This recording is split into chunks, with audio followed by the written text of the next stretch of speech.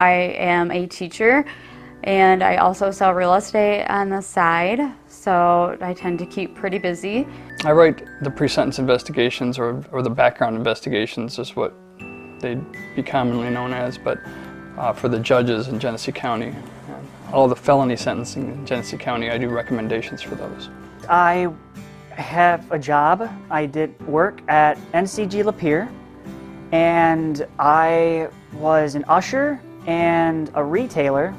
Then after about a little over a year, I got promoted to supervisor, and that was around February, I believe, I got promoted. I'm still working actually at both my jobs, so to some degree, just in a different capacity.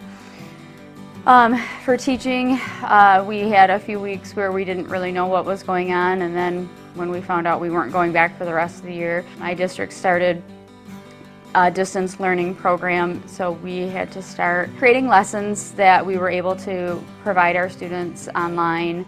Everything is now online courses, and if I have a question, I email my professor. If I have to finish an assignment, I have to send them an email or go to Blackboard. I work for the court system, and our office has been closed and we're not allowed to go back to the office, so we're working remotely on the computer using Zoom and other programming to communicate with the court system.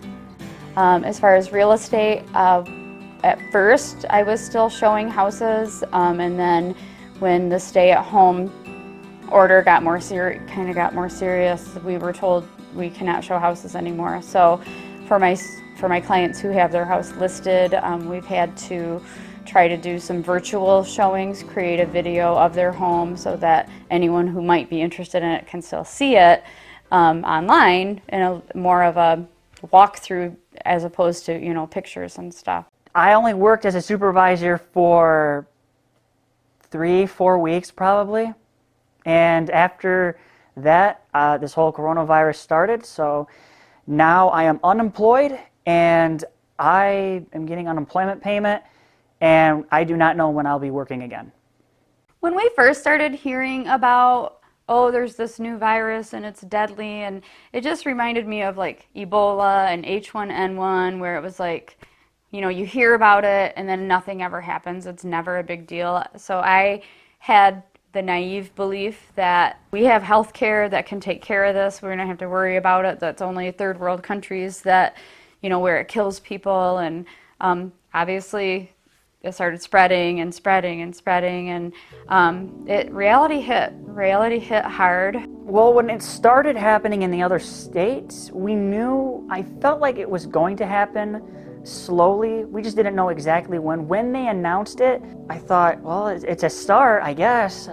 I guess we'll wait a few weeks and see. In that few weeks, we're still at it right now. I mean, there's a lot of necessities that we are kind of needing to get done now as it stretches out. Like, there's haircuts that need to be done, the dogs need to be groomed. Those are things we really took for granted before that we can't do.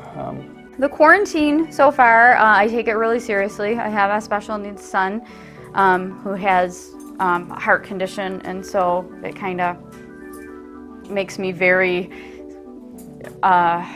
strict with the stay-at-home quarantine. I definitely don't want to push any limits. I don't want to risk anything. Well, for the most part, we've just limited the amount of times we go anywhere. We've only been out a few times. We've been kind of forced to go to the grocery store like a lot of other people, and we take we try to be very safe there and distance ourselves and get through there as fast as we can. I have another son who has asthma, and I don't know how things actually will affect those people. I was surprised. I was kind of afraid, because then I heard the news that it would affect people with asthma and people with heart conditions. And of course, I'm one of them that has asthma. I wouldn't say I'm scared, but I'm cautious. I think everybody's cautious. It's very different to be out in public now. It's a different feeling than it once was. So you just can't really stop and communicate with people or be near other people, and it's a different feeling that we've probably never had before. So being able to stay at home has been great. Honestly, we've gotten a lot of stuff done. painted the living room. Just kind of small projects that I hadn't finished, little tedious things that we hadn't done. We're just taking care of those little things. Helping around with the family at the house. Doing homework. I have to help my youngest son with his schoolwork. His teachers send him stuff too, so I help him make sure his lessons are done, and we go through a checklist every day, and so that's obviously really important stuff. We've done a lot of outdoor work. Finished the deck, worked out in the yard. We have some acreage that fortunately, I honestly don't know what I would do if I lived in an apartment or even in a smaller subdivision where we used to live this is just so much better. We have like 4 acres, and we're able to get out and do stuff, and I'm a very active person, so it would be very hard for me to just sit. We're staying safe as a family and working mainly right here from this is my workstation right here. We just started like disinfecting everything. The couch, the furniture, Disinfecting my drum kit. the kitchen, the restrooms, especially the restrooms. Wash my hands, gargle. Staying here around the yard. I cannot even imagine what back to normal is going to mean, because I don't think we will ever go back to being as carefree, and I mean, unless we get a vaccine that kicks this thing's ass. Pardon my French, but unless we do that, I can't even imagine. I think it's gonna change.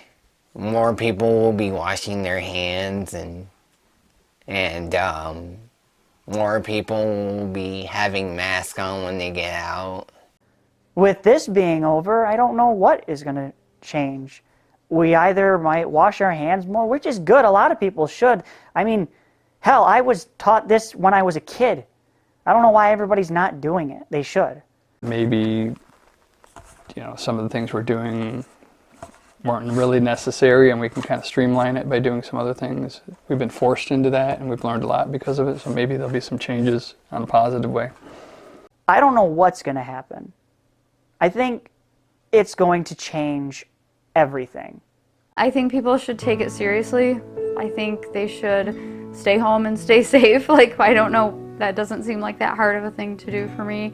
I don't know. I mean, according to what we see on television, and like I said before, the statistics tell us this is all real, so it's hopefully a temporary thing. So if everybody just kind of does what they're supposed to do, hopefully we can get back to normal sooner than later. Stay at home. Don't go outside unless you're doing groceries. My advice, stay home, stay clean, stay safe, learn social distancing. And for the elders, learn how to use a computer. I know it sounds ridiculous, but this is the best way that it's helping us right now. And I hope that, we all hope this goes away. But I hope that we can, be smart about it and help each other out. Please.